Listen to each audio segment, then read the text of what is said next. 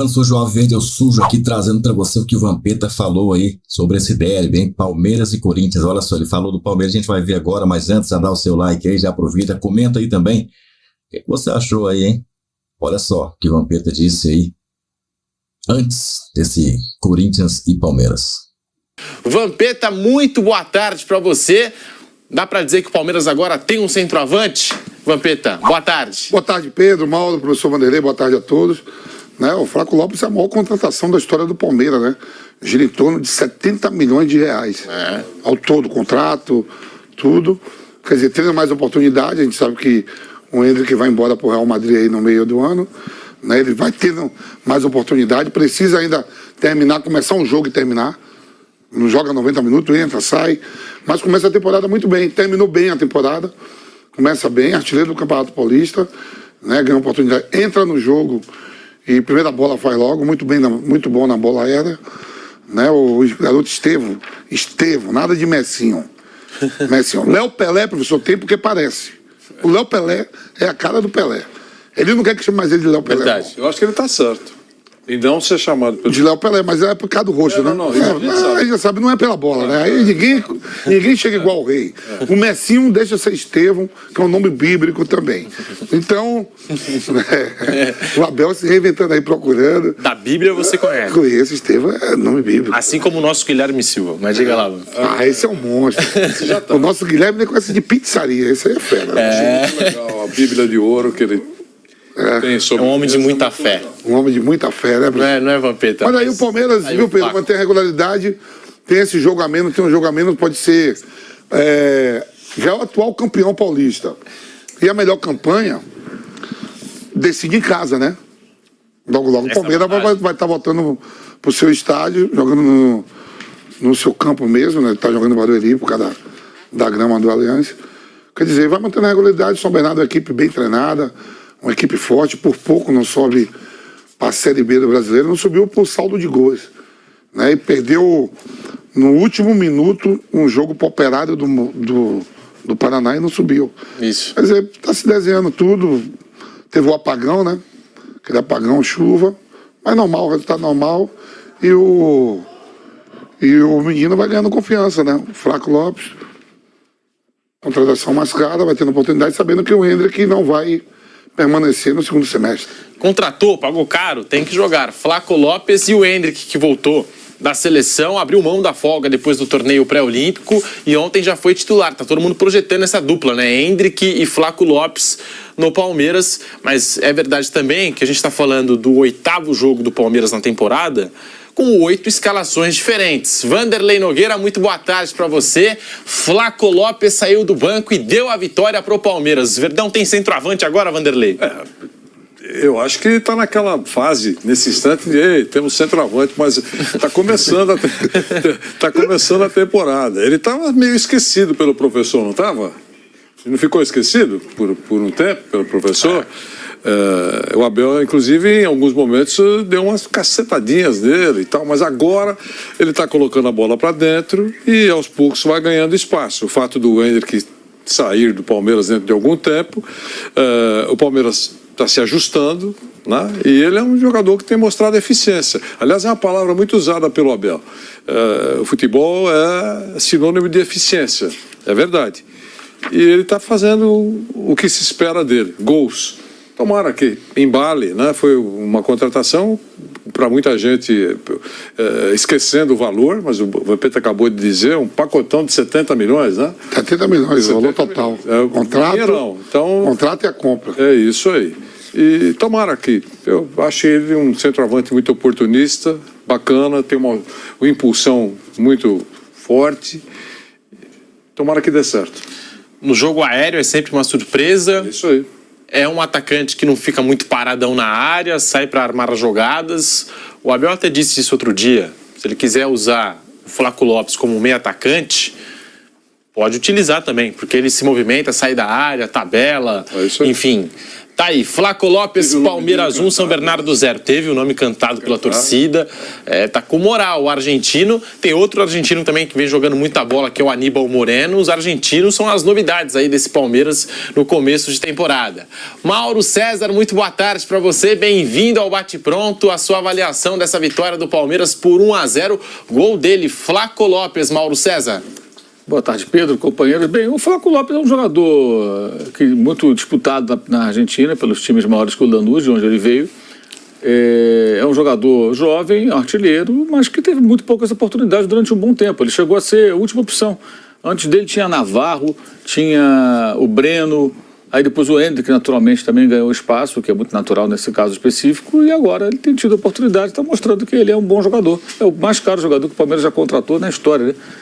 Cerca de 10 milhões de dólares, e agora ele está mostrando que tem o seu valor. Não é fraco, como muita gente dizia, né? Já que o apelido dele é Flaco, mas Flaco no sentido de magro, né? No idioma do país dele. E é um jogador que está mostrando que é útil e vai continuar. Já fez gols importantes. Por exemplo, ele fez o gol do empate contra o Botafogo da virada 4-3. Ele entrou e fez o gol. Então já mostrou que não foi dinheiro jogado fora, não. O problema é que o Palmeiras muitas vezes não trabalha bem essas contratações, não há paciência. E aí já querem que traga outro, não serve mais, e não é bem assim. E a gente sabe que o Flaco Lopes, no ano passado, ganhou poucas chances. Nós temos até uma arte aqui com um comparativo da temporada passada para essa, né, do Flaco Lopes, que veio do Lanús da Argentina em 2023. 40 jogos, só que desses 40 jogos, 12 como titular, 8 gols marcados. Desses 8 gols marcados, também há um detalhe. Um deles contra o Botafogo, naquela virada para cima do Fogão, que foi determinante para a conquista do título. O Flaco Lopes empata o jogo para o Palmeiras. Mesmo não tendo assim aquela minutagem, ele entrou no jogo e decidiu. Em 2024, já são 7 jogos, 5 partidas iniciando como titular e 5 gols. Tá aí, portanto, os números de Flaco Lopes, porque a gente olha esse número cheio, né? 40 jogos, apenas 8 gols, baixo aproveitamento. Não. Apenas 12 partidas como titular e 8 gols marcados, né? E ele teve pouca sequência. Eu só lembro daquela sequência do Flaco na final do Campeonato Paulista, que aí enfrentou o Bolívar, ele fez gol, enfrentou a Água Santa no segundo jogo, fez gol, contra o Tombense pela Copa do Brasil, Cuiabá na primeira rodada do Campeonato Brasileiro, e depois dali saiu do time. Aí o Hendrick foi ganhando mais espaço, outros atletas foram ganhando a preferência do Abel Ferreira, e em 2024 parece que o Flaco começa a deslanchar. E aí também tem aquela história, mas é só o Campeonato Paulista, não é, Vanderlei Nogueira? Mas se ele está marcando e os outros não estão marcando, eu acho que ele tem algum mérito aí. É o que temos para o momento. Né? Essa competição, eu não tenho o número exato aqui, mas desses 12 jogos que você abordou, ele entrando como titular, eu acho que não ficou como titular o tempo todo. Ele pode ter entrado como titular, mas não jogou 90 minutos. O tempo todo, os 90 minutos. Então isso tem que ser levado em conta também. Mas agora é o que está em discussão aqui. O Campeonato Paulista é o que está em desenvolvimento, é o chamado laboratório, preparação, está azeitando a engrenagem, afinando a orquestra. Você pode definir como você quiser, mas ele está mostrando que está ocupando um espaço importante. Eu acho que está sendo observado e o treinador, aparentemente, pelas últimas declarações, tem entendido que ele é uma peça importante para o time. Até para não repetir o que aconteceu, por exemplo, com o Merentiel. Porque o Merentiel chegou junto com o Flaco Lopes, os dois foram apresentados ao mesmo tempo.